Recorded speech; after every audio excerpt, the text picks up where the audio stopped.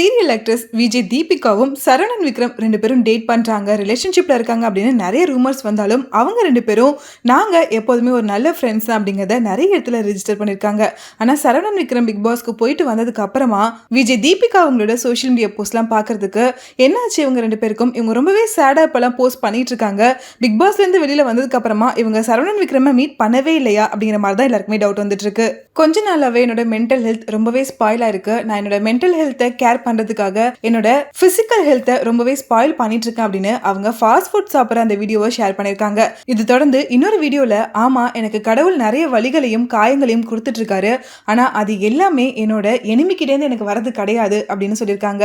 அப்போ விஜய் தீபிகா எதை மென்ஷன் பண்றாங்க, அவங்க கூட க்ளோஸா பழகுனவங்க தான் அவங்களுக்கு வலியை கொடுத்துட்டு இருக்காங்களா அப்படிங்கிற மாதிரி தான் எல்லாருக்கும் டவுட் வந்துட்டு இருக்கு. அவங்களோட இந்த போஸ்ட்டுக்கு கீழே அவங்களோட ஃபேன்ஸ் எல்லாருமே என்னாச்சு கொஞ்ச நாளாவே இந்த மாதிரி சேடான வீடியோஸ் தான் போட்டுட்டு இருக்கீங்க, இதுல இருந்தும் ஹீல் ஆகி வெளியில வரதுக்கு நீங்க ரொம்ப ட்ரை பண்றீங்க அப்படிங்கிறது எங்களுக்கு நல்லாவே தெரியுது, ஆனா நீங்க என்ன விஷயம் அப்படிங்கறத ஓப்பன் பண்ணி பேசாம இருக்கிறதால உங்களுக்கு இந்த பிரச்சனை எல்லாம் சரியாகணும், நீங்க இதுல இருந்து சீக்கிரமா ஹீல் ஆகி வரணும் அப்படிங்கறத மட்டும் நாங்க ப்ரே பண்ணிக்கிறோம் அப்படின்னு தொடர்ந்து பாசிட்டிவ் கமெண்ட்ஸ் வந்துட்டு இருக்கு.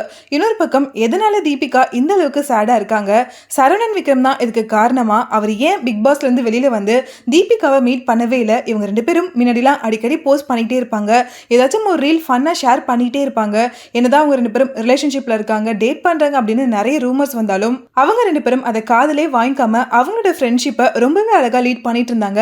அப்படி இருக்கும்போது சரவணன் விக்ரம் பிக் பாஸ்ல இருந்து வெளியில வந்ததுக்கு அப்புறமா என்ன ஆச்சு இவங்க 2 பேருக்கும் அப்படிங்கிற மாதிரி தான் எல்லாருமே தொடர்ந்து கொஸ்டின் பண்ணிட்டு இருக்காங்க.